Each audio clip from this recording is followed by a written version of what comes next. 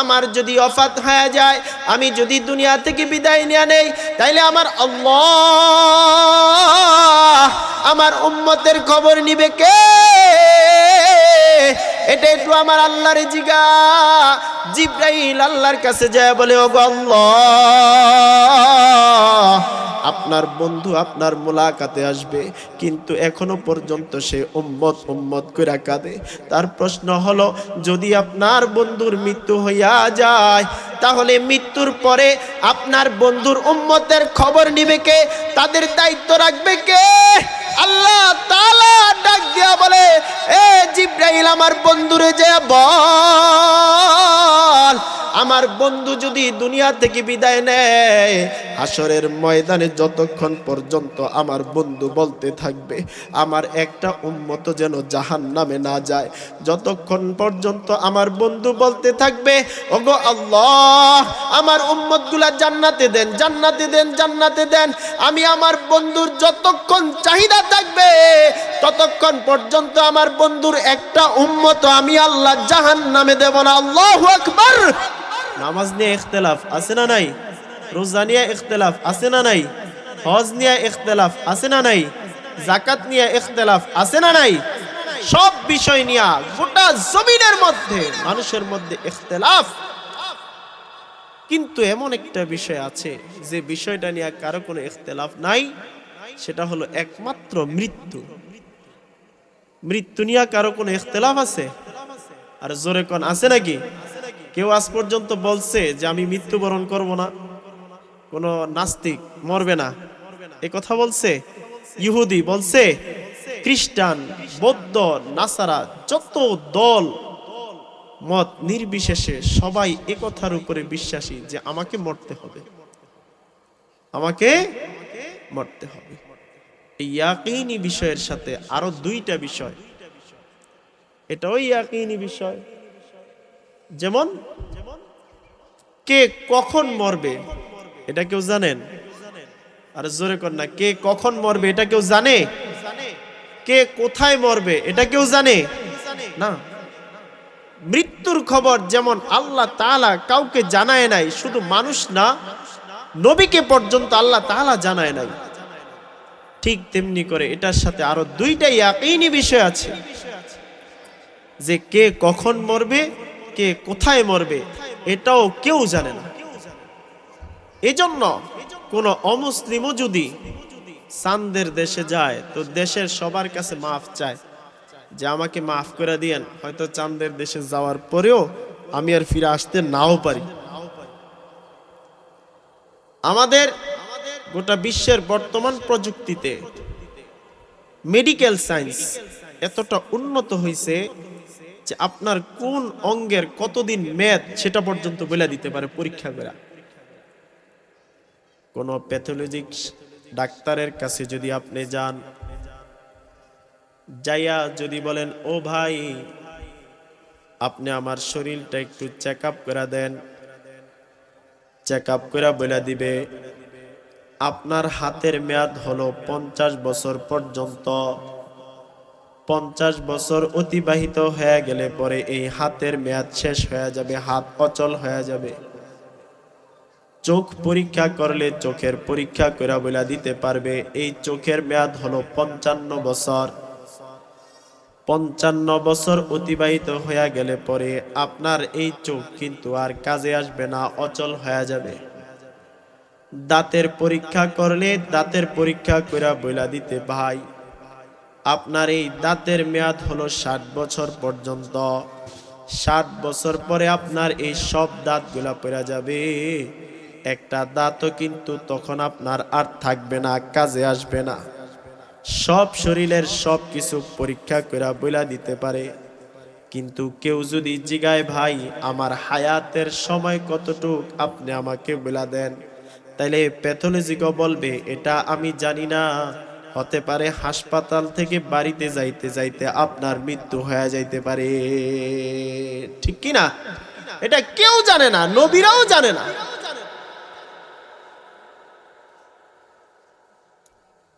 এই যে মৃত্যু আসবে এটা কেউ জানে না, কিন্তু আল্লাহ তাআলা কেন জানাইলেন না? কারণ কি? এর বিষয়ে কারণটা কি যে আল্লাহ তাআলা কেন জানাইলেন না?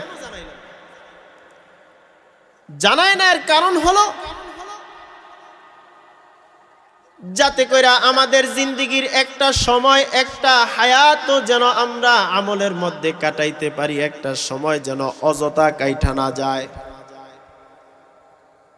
আমরা প্রত্যেকটা সময় বন্দিগি করব। আমাদেরকে এই ঈমানের উপরে আল্লাহ তাআলা আনছেন। আল্লাহ তাআলা আইনা বুঝায় দিতে চায়, গোলাম তোর জিন্দেগির একটা সময়, একটা সেকেন্ডও যেন বরবাদ না হয়ে যায়। মানুষ যেন আমলের প্রতি একটু মনোযোগী হয়, আমলের প্রতি যেন তার একটু ভয় ভীতি ঢুইকা তার প্রতি যেন আমলের বৃদ্ধি পায়। এই জন্য আল্লাহ জানায় নাই। কারণ দুনিয়ার মধ্যে যত কিছু আছে সব কিছু কিন্তু কাহারো সঙ্গে যাবে না। সব কিছু মানুষ দুনিয়ার ভিতরে রাইখা তারপরে আল্লাহর পথের দিকে রওনা হবে।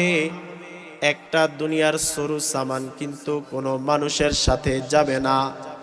এজন্য কবি বলে, জানা হোগা ইহা সে কুছ নেহি তেরা সাথ হোগা, जाना होगा यहाँ से कुछ नहीं तेरा साथ होगा, चंदगंज कफन का टुकड़ा तेरा लिबास होगा, चंदगंज कफन का टुकड़ा तेरा लिबास होगा। যাবে আপনার সাথে শুধু 3 টুকরা সাদা কাপড়, তাছাড়া আপনার আর কোনো সঙ্গী হবে না। এজন্য দুনিয়ার বাড়িতে থাকা অবস্থায় কিন্তু আপনার আমল করার টাইম, মইরা গেলে পরে এই আমল করার টাইম কিন্তু তখন আর থাকবে না। এখন প্রশ্ন হতে পারে, হুজুর মরার পরে কি আমল করা যায়?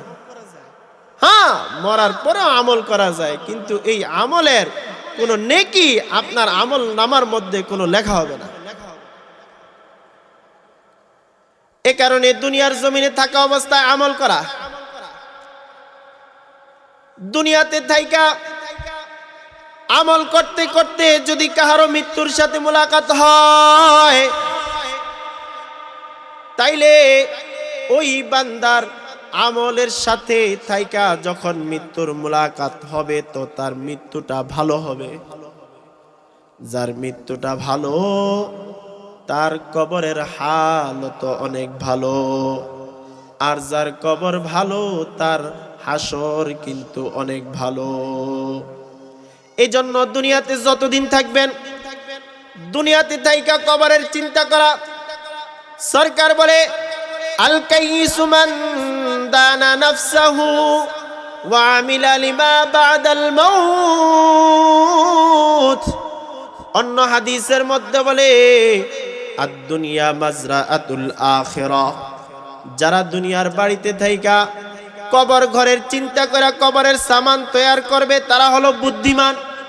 আর যারা দুনিয়ার মধ্যে থাইকা, দুনিয়ার বাড়িতে থাইকা কবরের সামান তৈরি করতে পারে না, তাদের মতো বেয়াকুফ আর কেউ হতে পারে না, তাদের মতো বেয়াকুফ আর কেউ নাই। তবে দুনিয়ার মধ্যে যত মানুষ ছিল তার ভিতরে সবচাইতে দামি হলো নবীগণ। নবীদের আমল ভালো তো তাদের কবরের হালত সবচাইতে বেশি ভালো।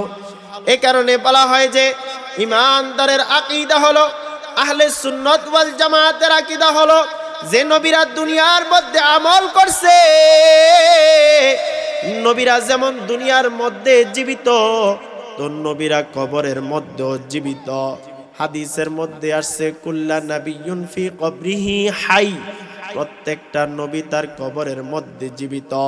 ইউসাল্লুনা ফি কবরিহি, আর প্রত্যেক নবী তার কবরের ভিতরে আমল করে, নামাজ পড়ে। সুবহানাল্লাহ, প্রত্যেকটা নবী কবরের ভিতরে নামাজ পড়ে।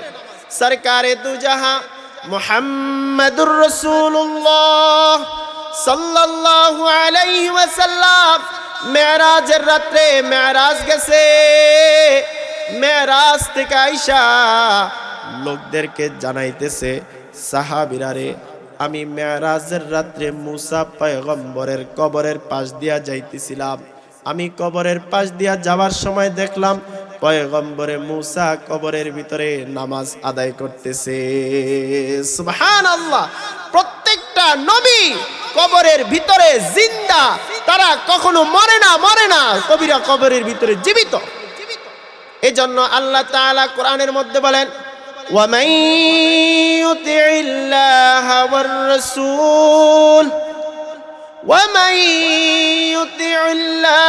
وَالرَّسُولَ فَأُولَئِكَ الَّذِينَ أَنْعَمَ اللَّهُ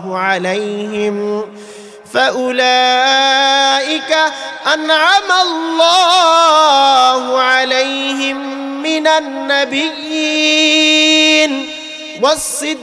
والصديقين والشهداء والصالحين। মুনআম আলাই বান্দা যারা, তারা আল্লাহ তাআলার কাছে সবচাইতে বেশি প্রিয়, তার ভিতরে নবীরা সবচাইতে বেশি দামি, তাদের কবরের হালত সবচাইতে বেশি দামি। নবীদের মতো কবরের হালত কারো হবে না, নবীরা কবরের ভিতরে জিন্দা। আল্লাহর নবীর যেদিন ওয়াফাত হয়ে যাবে, আল্লাহর নবী আম্মা জান আয়েশাকে ডাইকা বলে, আয়েশা, আমার মেসওয়াকটা একটু আমার দিকে আগায় দাও। আল্লাহর নবী মেসওয়াকটা হাতে নিয়া মেসওয়াক কইরা ওযু করলেন সুন্দর করে, এবার নিজের বিছানার মধ্যে শায়িত হয়ে গেল। আয়েশাকে ডাক দেয়া বলে, আয়েশা আইনা আবু বকর, এ আয়েশা আমার আবু বকর কোথায়? আবু বকরকে একটু ডাক দাও। আবু বকরকে ডাকা হলো। আবু বকর আসার পরে সরকারকে এবার আবু বকরকে ডাইকা বলে, আবু বকর, আপনি আমার ছোটবেলার বন্ধু ছিলেন, আমার হিজরতের রাতের সাথী ছিলেন। এ আবু বকর, আপনাকে নিয়ে আমার গোটা জিন্দেগি আমার সাজানো। আবু বকর, এই যে আমার হাত বাড়ায় দিলাম, আবু বকর আসেন, আমার বুকের ভিতরে আসেন। আল্লাহর নবীর কাছে আবু বকর আসলে আবু বকরকে যখন বুকের ভিতরে জড়ায় নিছে, আবু বকর আল্লাহর নবীর কপালের মধ্যে 3টা চুমু খায়া আল্লাহর নবীকে ডাইকা বলে, সরকার গো কি বলতে চান? আল্লাহর নবী বলে, আবু বকর, আমার ওয়াফাতের সময় হয়ে গেল। আবু বকর, আমি চলে যাব, তবে আপনার কাছে এই উম্মতের দায়িত্ব আপনার হাতে উঠাইয়া দিলাম। আবু বকর, আপনি আমার উম্মতদের দায়িত্ব নিয়ে আপনার হাতে দিয়া দিলাম। আপনি কিন্তু তারপর থেকে খলিফা, আপনি কিন্তু মুসলমানের খলিফা হবেন। এ আবু বকর, এই দায়িত্বটা কিন্তু আপনি ভালো করে পালন করবেন। এই কথা বইলা আবু বকর চলে গেল। আল্লাহর নবী ঘরের ভিতরে শাহিত, ফাতেমাও ঘরের ভিতরে আছে। হঠাৎ করে কে যেন আইসা দরজার ভিতরে কড়া নাড়লে। আবু বকরকে এবার আল্লাহর নবী ফাতেমাকে ডাক দিয়া কয়, ফাতেমারে তাকায় দেখতো দরজার ভিতরে কে কড়া নাড়লো। ফাতেমা দরজা খুলে দেখে এমন একজন মানুষ দরজার সামনে দণ্ডায়মান। আল্লাহর নবী ডাক দিয়া কয়, ফাতেমা কে রে?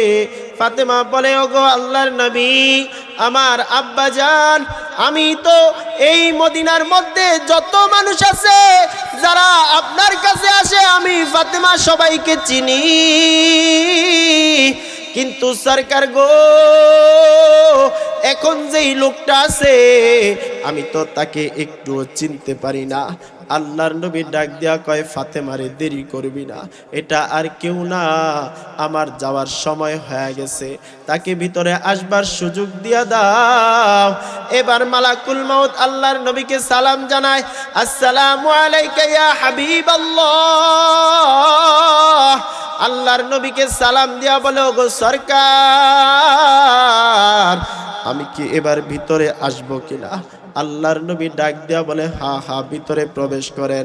ভিতরে আইসা আল্লাহর নবীর কাছ থেকে অনুমতি নেয়। দুনিয়ার মধ্যে যত নবী আসছিল কোন নবীর কাছ থেকে অনুমতি নেয় নাই।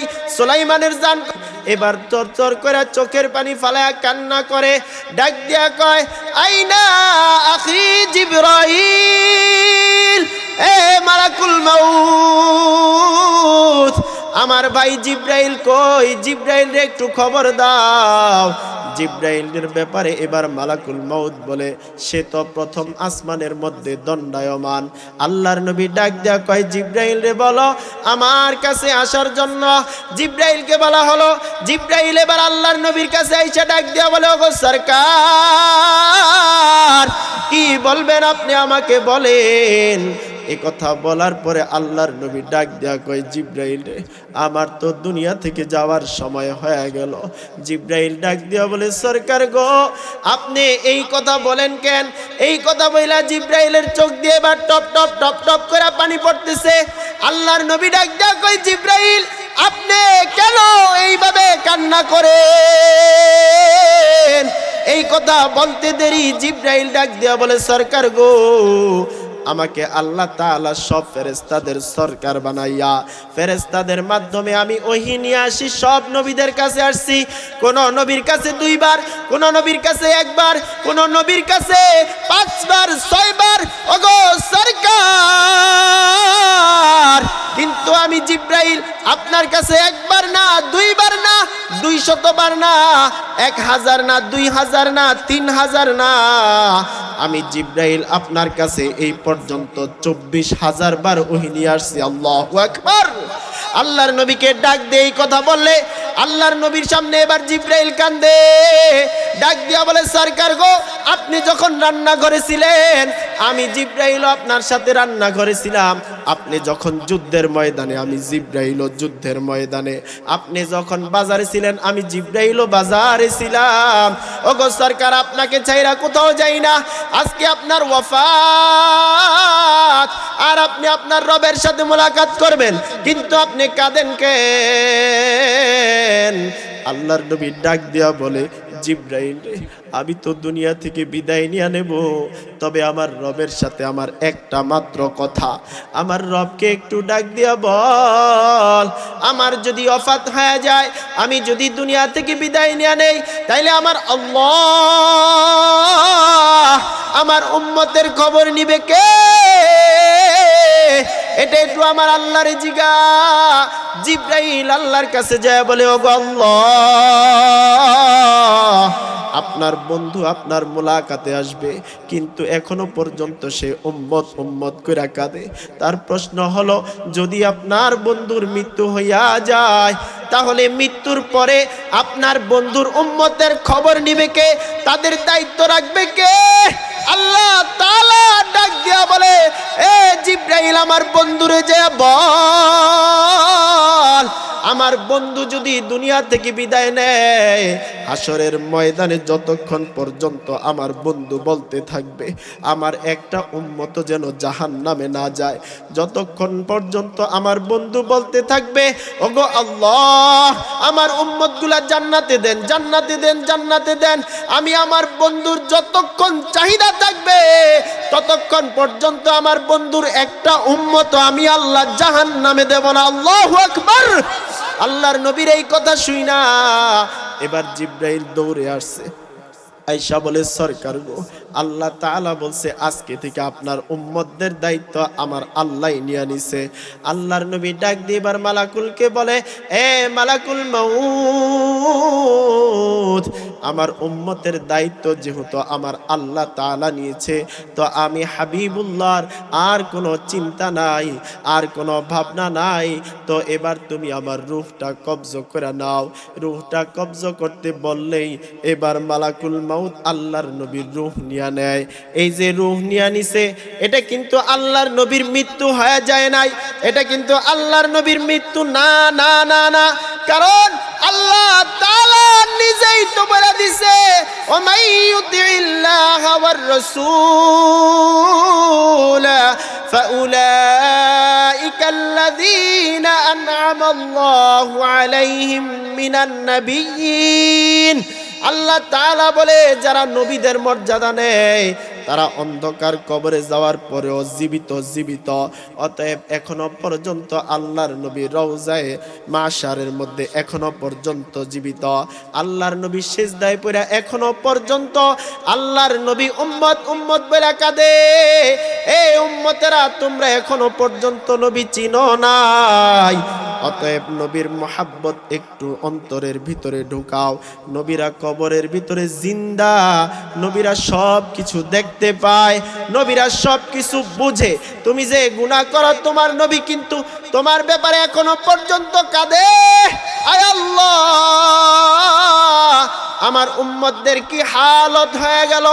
এজন্য নবীর মোহাব্বত অন্তরে নিয়া যারা এখনো পর্যন্ত বাড়িতে বসে আছে, তারা নবীর মোহাব্বতে আজকের এই জান্নাতি বাগানে চলে আসা দরকার আছে না নাই? জোরে কোন দরকার আছে না নাই? বুঝা গেছে যে এলাকা থেকে আস্তে আস্তে শয়তান দূর হইতেছে। আল্লাহ আপনি আজকের এই জান্নাতের বাগানে সবাইকে আসবার তৌফিক দান করেন, সকলে বলি আমিন। চার জিনিসের ব্যাপারে আল্লাহ তাআলা আয়াতে বলছে। এক নম্বরে নবীরা কবরে জীবিত, নবীরা মরে না, নবীরা কবরের ভিতরে জিন্দা। এটা আহলে সুন্নাত ওয়াল জামাতের এক নাম্বার আকীদা। এই আকীদার ব্যাপারে কেউ দ্বিমত করতে পারে না। যারা এই আকীদার ব্যাপারে দ্বিমত করে তারা কাফের। আমাদের বাংলাদেশও একদল বের হয়ে গেছে যারা বলে যে নবীরা কবরের ভিতরে মৃত। নাউজুবিল্লাহ, চিল্লা কর, আর জোরে চিল্লা কর নাউজুবিল্লাহ। আল্লাহ আপনি তাদেরকে হেদায়েত দান করেন, আমিন। তাহলে নবীরা কবরে কি? আর জোরে কর, নবীরা কবরে জীবিত, তারা কখনো মৃত্যুবরণ করে না। আয়াতের 2 নাম্বার বিষয়, ওয়াসিদ্দিক, যারা সিদ্দিক বান্দা হয় তারা আল্লাহ তাআলার কাছে সবচাইতে প্রিয়। এই সিদ্দিক বান্দারাও কিন্তু কবরে মরে না, এই সিদ্দিক বান্দারাও কবরের ভিতরে জীবিত। এজন্য দেখা যায় যে কোন কোন কবরের পাশে, কবরের ভিতরে কোন সাহাবীকে কবর দেওয়া হয়েছে, তো কবরের পাশ দিয়া যদি কেউ হাইটা যায় তো দেখে যে কবরের ভিতর থেকে কোরআনের আওয়াজ আসতেছে, আল্লাহু আকবার। আবার কখনো কখনো দেখা যায় যে কেউ কবরের পাশ দিয়া হাইটা যায় তো কবরের ভিতরে নামাজ পড়তেছে। শুধু নামাজ পড়তেছে তা না, তো কবরের ভিতরে যদি কবরের সুরঙ্গ দিয়া তাকাইলে দেখে যে কবরের ভিতরে আলো, কারণ এই কবরটা জান্নাতি কবর। আল্লাহর নবী বলে, আল কবরু ইম্মা রাউযাতুম মির রিয়াজিল জান্নাহ ওয়া ইম্মা হুফরাতুম মিন হুফারিন নার। যারা ইবাদত করতে করতে দুনিয়া থেকে বিদায় নিয়ে যায় তাদের কবরটা হলো আল কবরু ইম্মা রাউযাতুম মির রিয়াজিল জান্নাহ। আর যে মানুষগুলা গুনাহ করতে করতে দুনিয়া থেকে বিদায় নেয় তাদের কবর হলো হুফরাতুম মিন হুফারিন নার। এজন্য সাহাবায়ে কেরামরা সিদ্দিক, তাদের কবরটা ভালো কবর, তাদের হায়াতটা ভালো, তো তাদের কবরের হালত অনেক ভালো। এমন তো আছে কোন সিদ্দিক বান্দা দুনিয়া থেকে বিদায় নিছে, তো বিদায় নেওয়ার সময় তাকে আল্লাহ তাআলা নিজে ডাকছে, আয় বান্দা আয় আয় আমার কাছে চলে আয়, আমার বান্দাদের অন্তর্ভুক্ত হয়ে জান্নাতে ঢুকা যা। আল্লাহু আকবার। যেমন সিদ্দিক আকবর আবু বকর সিদ্দিক রাদিয়াল্লাহু তাআলা আনহু, মৃত্যুর সময় হয়ে গেছে, তো মৃত্যুর ওয়াফাতের সময় হয়ে গেছে। আবু বকরকে এবার মৃত্যুর বিছানায় শোয়া দিলে আবু বকরকে গায়বী আওয়াজ থেকে ডাকা হয়, কোরআনের তেলাওয়াত হইতেছে, ইয়া আইয়াতুহান নাফসুল মুতমাইন্নাহ ইরজিই ইলা রাব্বিকি রাদিয়াতাম মারদিয়াহ ফাদখুলি ফি ইবাদি ওয়াদখুলি জান্নাতি। আবু বকর আবু বকর মৃত্যুর বিছানার মধ্যে শুয়ে রয়েছে, এমন সময় গায়বী অদৃশ্য থেকে কোরআনের তেলাওয়াত হইতেছে, আবু বকর নাপাক জায়গায় আর কতদিন থাকবি, আয় আয় আবু বকর আয়, আমি আল্লাহর জান্নাতে ঢুকা পড়, আমি আল্লাহ তাআলা তোরে বড় মোহাব্বত করি, এই আবু বকরকে এইভাবে যে কোরআনের তেলাওয়াত দেওয়া অদৃশ্য থেকে ডাকতেছে, এটা শুধু আবু বকর শোনে না, বরং আবু বকরের পাশে যেই সাহাবীরা ছিল তারা পর্যন্ত শুনে, তারা পর্যন্ত শুনতেছে যে আবু বকরকে জান্নাত থেকে ডাকা হয়, আয় আবু বকর আয় জান্নাতে ঢোক, আর দেরি করবি না। সিদ্দিক বান্দাদেরকে এইভাবে ডাকা হয়, আবু বকরকে এইভাবে ডাইকা ডাইকা আল্লাহ তাআলার জান্নাতের দিকে নেওয়া হইতেছে। এখন যদি কোনো বান্দা সিদ্দিকিন হয়ে যায়, কোনো বান্দা যদি সত্যিবাদী বান্দা হয়ে যায়, কোনো বান্দা যদি নেক আমল করেনেওয়ালা বান্দা হয়ে যায়, কোনো বান্দা যদি নেক আমল করতে করতে তার কবরের সাথে মুলাকাত হয়, তাইলে কবরের মাটিও ওই বান্দাকে ডাকে, আয় মুমিন বান্দা আয় আয়, আর দেরি করবি না। কবরের বান্দা যদি, ওই বান্দা যদি ইবাদত করতে করতে মৃত্যুর সাথে মুলাকাত করে, তো কবরের মাটিও তারে ডাকে, ইয়া আবদাল্লাহ, হে আল্লাহর বান্দা আয় আয়, লা তাহজান, তোর কোনো ভয় নাই, কারণ তুমি যখন দুনিয়ায় ছিলা তখন কিন্তু আমাদের উপরে অত্যাচার করো নাই, আমাদের উপরে জুলুম করো নাই। আমি মাটির পিঠে ছিলি, তুই আমার উপরে জুলুম করস নাই, আমার সাথে তুই কখনো গুনাহ করস নাই, আমার উপরে তুমি কোনো অত্যাচার করো নাই। আজকে কবরের ভিতরে, আজকে মাটির ভিতরে ঢুকবি, আমি কবর তোর জন্য পাহারাদার হয়ে গেলাম। এ আল্লাহর বান্দা আয়, আজকে তোর উপরে কেউ জুলুম করবে না, অত্যাচার করবে না, আমি কবর তোর জন্য পাহারাদার। এই জন্য যদি সিদ্দিকিন হয়ে দুনিয়া থেকে বিদায় নেওয়া হয়, তাইলে আল্লাহ তাআলা ওই সিদ্দিক বান্দাদেরকে কবরের মধ্যে মৃত ঘোষণা করে না, বরং সিদ্দিক বান্দারাও কবরের ভিতরে জিন্দা। আর যদি কোনো বান্দা শুহাদা, শহীদের মর্যাদা নিয়ে দুনিয়া থেকে নিজ বিদায় নিতে পারে, তাহলে আল্লাহ তাআলার কাছে তার শান অনেক বেশি। কারণ শহীদরা কখনো মরে না, কারণ শহীদরা আল্লাহ তাআলার কাছে জিন্দা। এজন্য দুনিয়ার মধ্যে যতদিন পর্যন্ত থাকবেন, আল্লাহর কাছে শহীদের মৃত্যু চাওয়া, আল্লাহর কাছে দোয়া করা, আল্লাহুম্মা রযুকনা শাহাদাতান ফি সাবিলিক, আল্লাহুম্মা রযুকনা শাহাদাতান ফি সাবিলিক। আয় আল্লাহ, আপনি আমাকে শহীদের মৃত্যু দান করেন, কারণ যারা শহীদ তাদের মর্যাদা অনেক বেশি। শহীদরা যদি মারা যায় তো শহীদদের মৃত্যুর পরে শহীদের গায়ের কাপড় পর্যন্ত সাক্ষী দিবে, আয় আল্লাহ তোমার এই বান্দা শহীদ,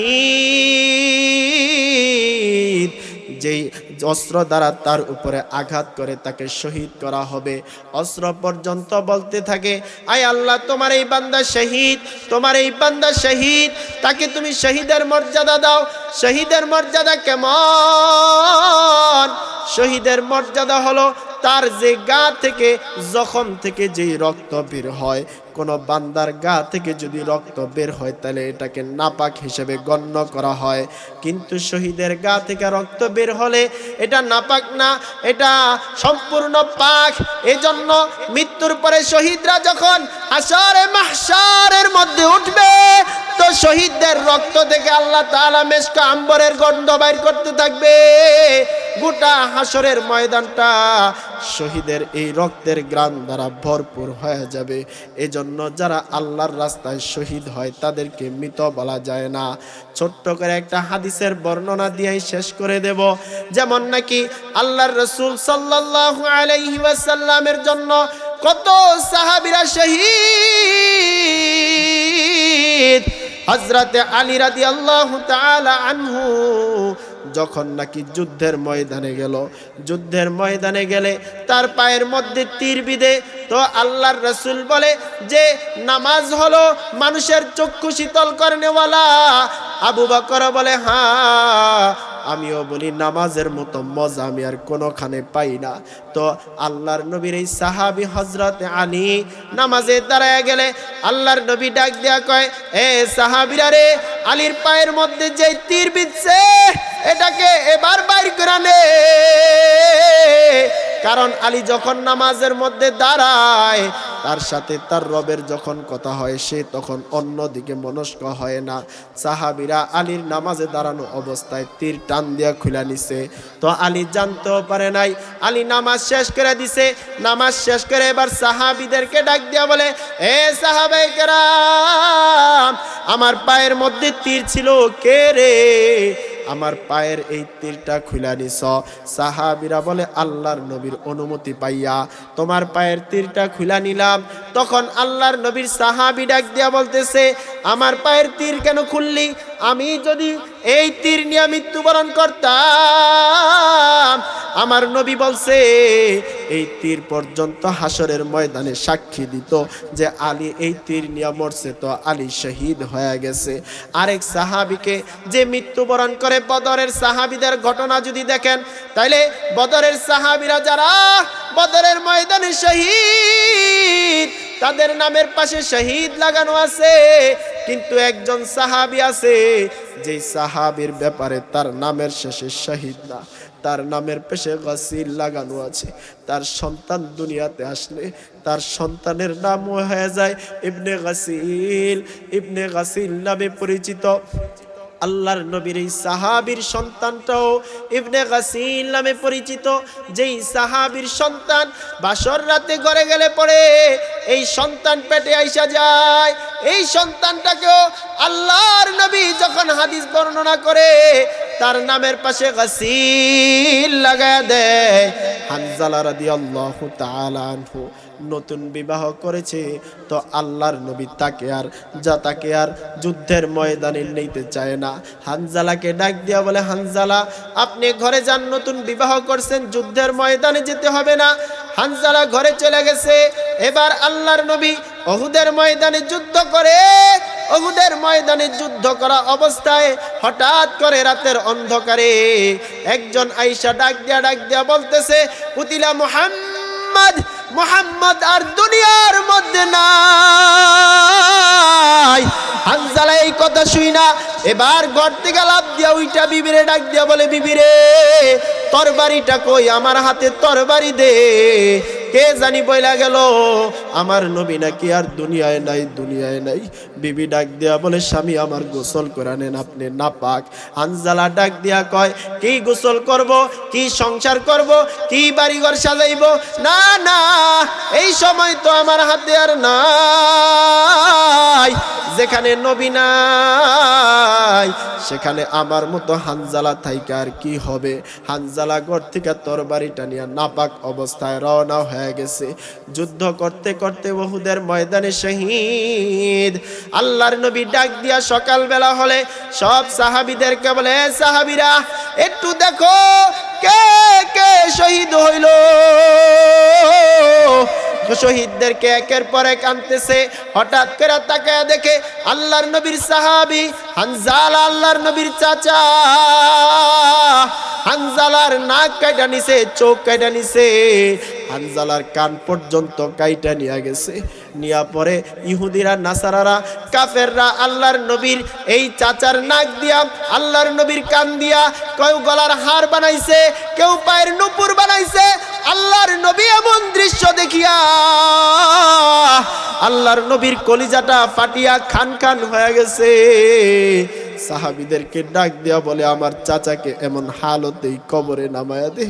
আল্লাহর নবী চোখের পানি ফালায়া ফালায়া কান্না করে হঠাৎ করে তাকায়া দেখে একদিক থেকে একজন মহিলা পর্দা আবৃত দৌড়ে আসতেছে। আসিয়া ডাক দিয়া বলে, ওগো পয়গম্বর, ওগো সরকার,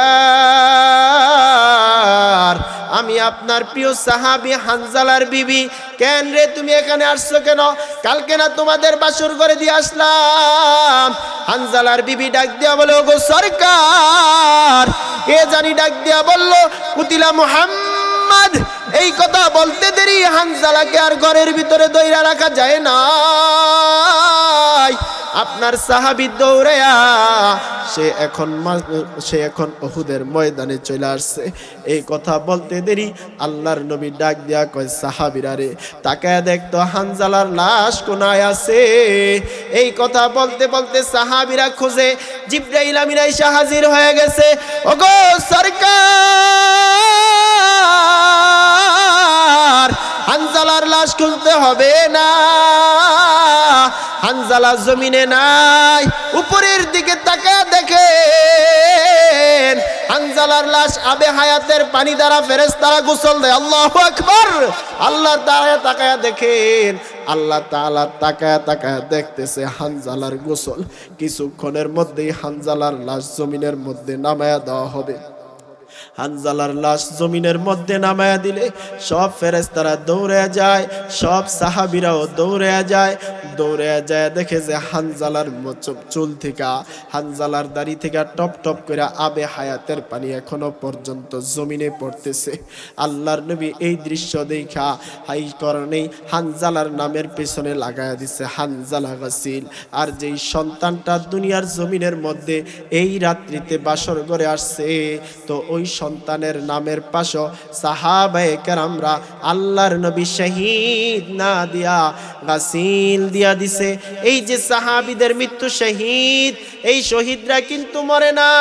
ওমাই ইয়াকতালু ফি সাবিলিল্লাহি লা আমওয়াত বাল হুয়া আহইয়া, বরং যারা মৃত্যুবরণ করে আল্লাহর রাস্তায় গিয়া শহীদ হইয়া তারা মরে না, তারা কবরের ভিতরে জিন্দা। তাদেরকে তোমরা কখনো মৃত বলো না। শহীদ যারা আছে তারা কবরের ভিতরে জীবিত, তারা কখনো মরে না, তারা আল্লাহ তাআলা তাদেরকে কবরের ভিতরে জিন্দা রাখে। 4 নাম্বার হলো সালেহীন। সালেহীন বান্দাদের অন্তর্ভুক্ত হন যারা সালেহীন, ইবাদত করেন ওয়ালা হয়। যারা সালেহীন বান্দা ইবাদত করেন ওয়ালা হয়, তারাও কখনো মরে না, তাদেরকে আল্লাহ তাআলা কবরের ভিতরে ইবাদত করার সুযোগ দেয়া দেয়। সুবহানাল্লাহ, জোরে চিল্লায়া বলেন। যারা সালেহীন বান্দা তারা কবরে ইবাদত করে। আমাদের একজন বুজুর্গ আছে, ওই বুজুর্গ কবরের ভিতরে বৈশা বৈশা কোরআনের তেলাওয়াত করতেছে। এমন সময় একজন লোক রাস্তার পাশ দিয়ে হাইটা যায়, ওই লোককে কবরের ভিতরে কোরআনের তেলাওয়াত করতে শুই না পথিক এবার চিল্লায়া বলতেছে সুবহানাল্লাহ। এই কথা বলা মাত্র কবরওয়ালার কোরআনের তেলাওয়াত বন্ধ হয়ে গেছে। কবরওয়ালা থেকে কবরের এবার কবরের ভিতর থেকে কান্নার আওয়াজ আসতেছে। কান্নার আওয়াজ যখন শুরু হয়ে গেছে, এবার পথিক ডাক দিয়া বলে, কি ভাই, কোরআনের তেলাওয়াত করতেছিলেন, যখন আমি সুবহানাল্লাহ বললাম আপনার কোরআনের তেলাওয়াত বন্ধ হয়ে গেল, আপনার কেন এবার কান্নার আওয়াজ শুরু হয়ে গেছে? এবার ডাক দিয়া বলতেছে, এ পথিক তুমি সুবহানাল্লাহ বলছো, সুবহানাল্লাহ বলার সাথে সাথে আসমান জমিন পুরাটা জায়গা সওয়াব দ্বারা ভরপুর হয়ে গেছে। আর আমি যে এখানে কোরআনের তেলাওয়াত করি, একদিন না 2 দিন না, আমি আজকে কত দিন যাবত কোরআনের তেলাওয়াত করি, কিন্তু আমার এই তেলাওয়াত দ্বারা কোনো ফায়দা হয় না। অতএব এ পথিক তোমার সুবহানাল্লাহর সওয়াবটা আমাকে দিয়া দাও, আর আমার কোরআনের তেলাওয়াত তুমি নিয়া নাও। কারণ আমার মৃত্যুর সাথে সাথে কিরামান কাতিবিন যে 2 ফেরেশতা ছিল তাদের ছুটি হয়ে গেছে, তারা আর এখন আমার জন্য আমলনামা লিখে না, এটার দ্বারা আমার আর এখন আর নেক আমল হয় না। অতএব দুনিয়াতে যতদিন থাকবেন ততদিন পর্যন্ত নেক আমল করার সময়, দুনিয়া থেকে চলে গেলে নেক আমলে কোনো কাজে দিবে না। বদ আমল যদি করেন তাহলে এটাও আপনার যাবে, আর যদি নেক আমল করেন এটাও যাবে। অতএব দুনিয়ার মধ্যে যতদিন থাকবো ততদিন পর্যন্ত নেককার বান্দাদের সাথে সম্পর্ক রাখবো ইনশাআল্লাহ। আর জোরে কর না, ঠিক আছে ইনশাআল্লাহ।